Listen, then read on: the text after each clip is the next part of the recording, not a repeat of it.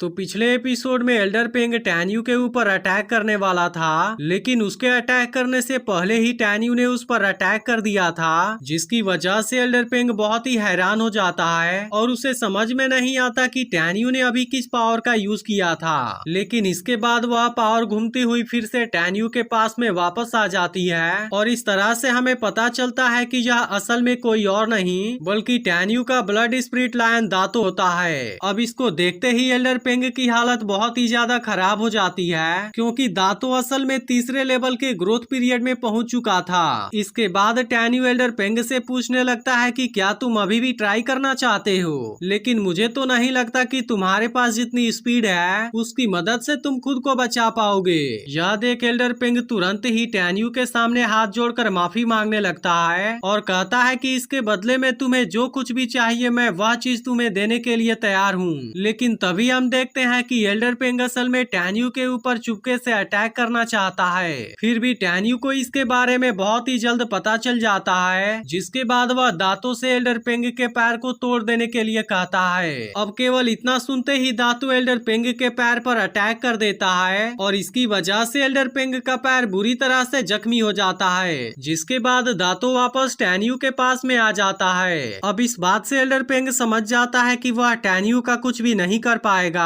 इसलिए वह उसके सामने अपने जान की भीख मांगने लगता है और टैन्यू से कहने लगता है कि अगर तुम मुझे यहाँ से जाने दोगे तब उसके बदले में मैं तुम्हें बता दूंगा कि तुम्हें मारने के पीछे किसका हाथ है। लेकिन इस बात पर टैन्यू कहता है कि इसके बारे में जानना इतना भी अर्जेंट नहीं है, क्योंकि तुम्हारे साथ में खेलने के लिए मेरे पास बहुत ही टाइम है। इसके बाद वह एल्डर पेंग से कहता है कि अगर तुम मेरे सामने अपने जान की भीख मांगना ही चाहते हो तब इसके लिए तुम्हें मेरे सामने अपना सिर झुकाना होगा।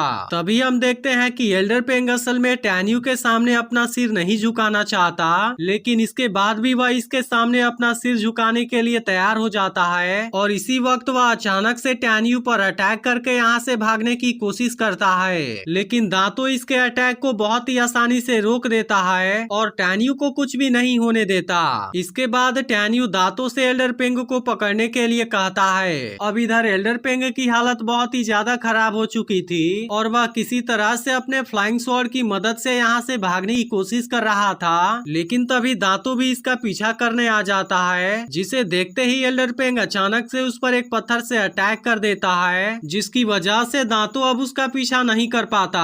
अब इस बात का फायदा उठाकर एल्डर पेंग फिर से तुरंत यहाँ से भागना शुरू कर देता है, लेकिन इसी वक्त दांतो इसके पीछे आ जाता है और अपने एक अटैक से उसे जख्मी करके नीचे गिरा देता है। अब नीचे गिरने की वजह से एल्डर पेंग की हालत बहुत ही ज्यादा खराब हो गई थी, जिसके बाद दांतो आवाज निकालकर टैन्यू को यहाँ पर बुला लेता है। अब कुछ ही देर में टैन्यू भी यहाँ पर आ जाता है, जिसे देख एल्डर पेंग उसके सामने अपनी जान बचाने के लिए रिक्वेस्ट करने लगता है। तब इस पर टैन्यू कहता है कि जब तुमने मेरे ऊपर अटैक किया था, अगर उस वक्त वह ताबीज मेरे पास में नहीं होता तो मैं अब तक मर चुका होता। इसके बाद टैन्यू उसे बहुत ही बुरे तरीके से टॉर्चर करने की धमकी देने लगता है। अब इस वक्त एल्डर पेंग की हालत बहुत ही ज्यादा खराब हो गई थी, जिसके बाद वह टैन्यू से कहने लगता है कि तुम मुझे मत मारो और उसके बदले में मैं तुम्हें अभी बता देता हूँ कि इन सब के पीछे कौन था। लेकिन इस पर टैन्यू कहता है कि मुझे इस बात की कोई जरूरत नहीं है और मैं इसके बारे में तुमसे बहुत ही आसानी से पूछ लूंगा। इसके बाद टैन्यू अपने किसी बहुत ही खतरनाक टेक्निक का यूज करने लगता है और एल्डर पेंग के ऊपर अटैक करना शुरू कर देता है। अब इस अटैक की वजह से एल्डर पेंग को बहुत ही ज्यादा दर्द होने लगता है, लेकिन इस वक्त वह खुद को बचाने के लिए कुछ भी नहीं कर सकता था।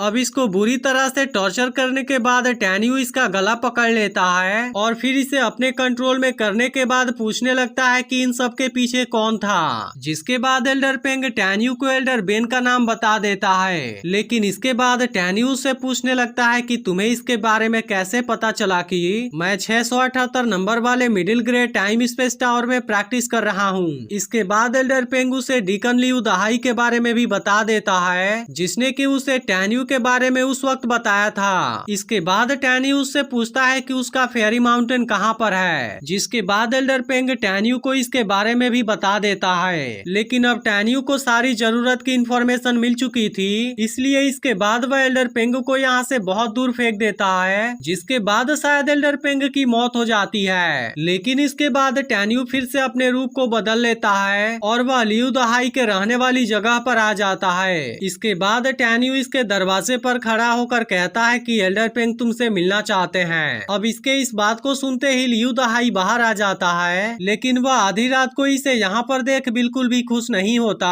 और फिर वह टैन्यू से पूछता है कि तुमने ऐसा ड्रेस क्यों पहना है। तब इस पर टैन्यू कहता है कि अगर मैं ऐसा ड्रेस नहीं पहन पाता फिर मैं तुमको कैसे मार पाता।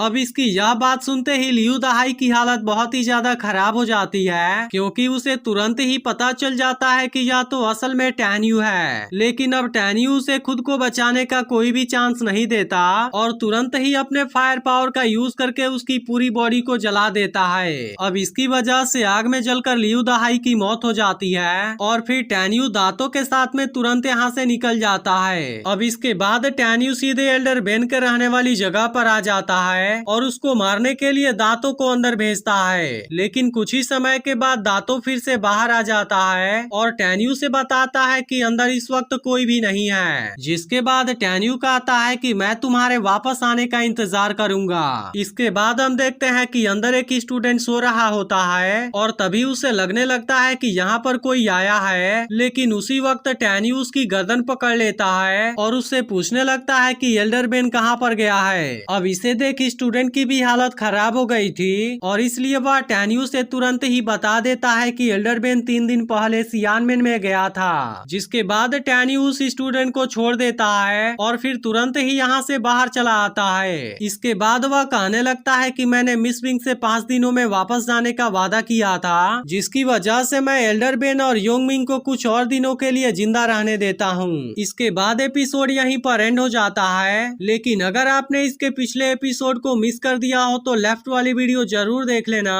और अगली वीडियो जल्दी चाहिए तो इस वीडियो को लाइक कर देना और कमेंट करके मुझे जरूर बताना।